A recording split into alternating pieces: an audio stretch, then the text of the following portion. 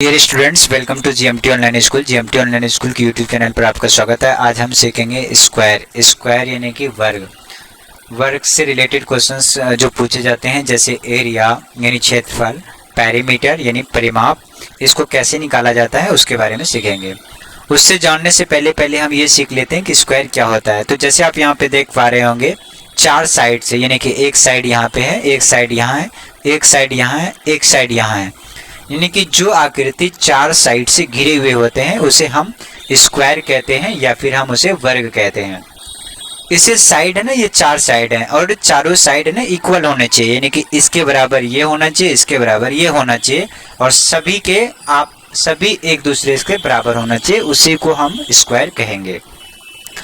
दूसरी बात ये होती है कि यहाँ पे भी 90 डिग्री का एंगल होता है और यहाँ पे भी 90 डिग्री का एंगल और यहाँ पे भी 90 डिग्री का एंगल और यहाँ पे 90 डिग्री का एंगल, यानी कि एक प्रकार की ये कैरम बोर्ड बन जाता है। ठीक है, अब यहाँ से पहला प्रश्न ये है कि एरिया ऑफ स्क्वायर यानी एरिया ऑफ स्क्वायर निकालिए। तो एरिया ऑफ स्क्वायर होता है साइड इंटू साइड, या फिर हिंदी में बात करते हैं वर्ग का क्षेत्रफल भुजा गुना भुजा होता है। दूसरा चीज ये पूछा जाता है पेरीमीटर ऑफ स्क्वायर, तो इसका होता है 4 इंटू साइड और हिंदी में वर्ग का परिमाप 4 गुना भुजा। ठीक है, ये दो फॉर्मूले होते हैं, आप इसे अपने कॉपी में नोट डाउन कर लेंगे और इस दोनों फॉर्मूले को याद कर लेंगे। चलिए, अब मैं आपको एक क्वेश्चन देता हूँ, यानी कि प्रश्न देता हूँ, आप उसे हल करेंगे। ठीक है, जैसे यहाँ पे देख पा रहे होंगे, ये प्रश्न है, कह रहे कि एक स्क्वायर है। क्या डियर स्टूडेंट्स, ये है स्क्वायर। क्या है? स्क्वायर। ठीक है, ये है स्क्वायर। स्क्वायर को क्या कहते हैं जी? वर्ग कहते हैं। क्या? वर्ग। अब कह रहे इस वर्ग का, यानी कि ये वर्ग का जो 6 सेंटीमीटर साइड है, तो यहाँ पे देखिए सारे साइड क्या है? इक्वल है, तो कहेंगे जी सारे साइड इक्वल है, तो इसका मतलब ये वर्ग है। पहला प्रश्न पूछा एरिया ऑफ स्क्वायर, इसका एरिया फाइंड आउट करना है। तो आप जानते हैं कि एरिया ऑफ स्क्वायर क्या होता है? साइड इंटू साइड, यानी भुजा गुना भुजा। तो साइड कितना है? 6 है, तो 6 इंटू 6 कर देंगे। 6 इंटू 6 कितना हो गया? 36। और ये सेंटीमीटर है, तो यहाँ पे लिख देंगे हम सेंटीमीटर स्क्वायर। ये हमारा आ गया आंसर। ये किसका आंसर है? एरिया ऑफ स्क्वायर का। अब अगला प्रश्न पूछा ये कि पेरीमीटर ऑफ स्क्वायर, यानी इसका ना परिमाप निकालना है। पेरीमीटर को कहते हैं परिमाप, हिंदी में भी लिख देता हूँ परिमाप। इसका परिमाप निकालना है, तो परिमाप क्या होता है? 4 इंटू साइड, यानी कि 4 गुना भुजा। तो 4 साइड कितना है जी? 6 है, यानी कि 6 चौके 24। ये हमारा क्या हो गया? Centimetre square. ये हो गया हमारा आंसर। तो इस तरीके से हम क्या निकालते हैं? एरिया ऑफ स्क्वायर, यानी कि वर्ग का क्षेत्रफल, या फिर area of perimeter of square, या फिर वर्ग का परिमाप। ठीक है डियर स्टूडेंट्स, चलिए और मैं आपको एक प्रश्न और आपको मैं बता देता हूँ। ठीक है, जैसे एक प्रश्न मैं और आपको बताता हूँ।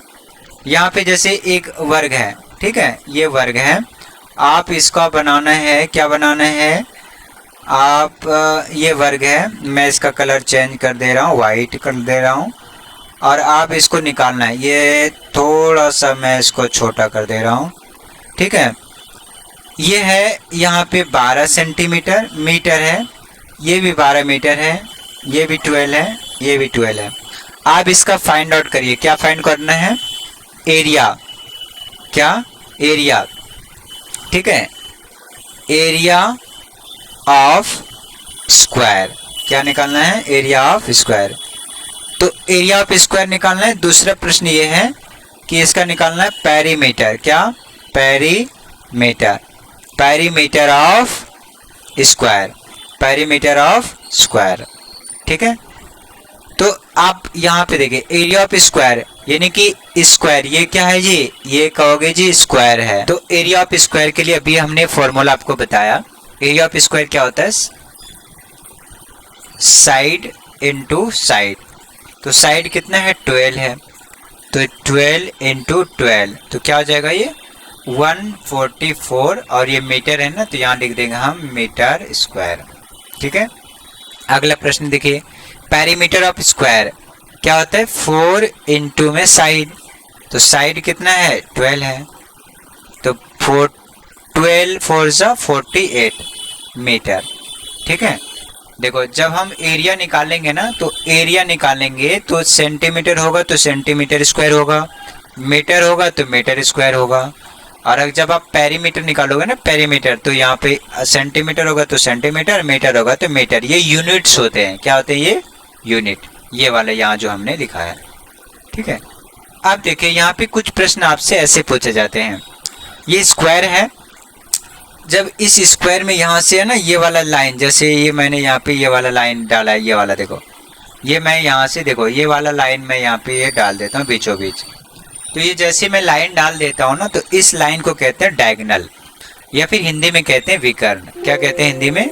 विकर्ण। हिंदी में कहते हैं क्या? विकर्ण, या इंग्लिश में डायगोनल।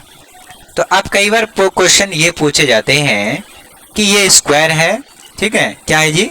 ये स्क्वायर है, इस साइड की वैल्यू 6 है और इस साइड का भी वैल्यू 6 है।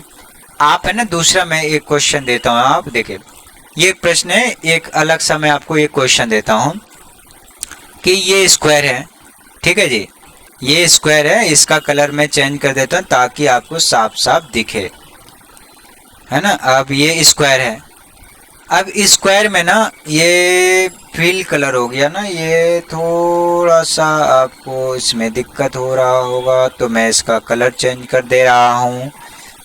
ठीक है, ये लाइन कलर चेंज कर दे रहा हूँ वाइट। अब देखो आपसे पूछा है, क्या पूछा है इसमें, कि इसमें ना डायगोनल ये दे रखा है, ये डायगोनल है। आपसे पूछा है कि इसमें बताइए ये डायगोनल है, ठीक है। तो आपसे इसमें पूछा ये कि डायगोनल क्या होगा। मान लो क्या ये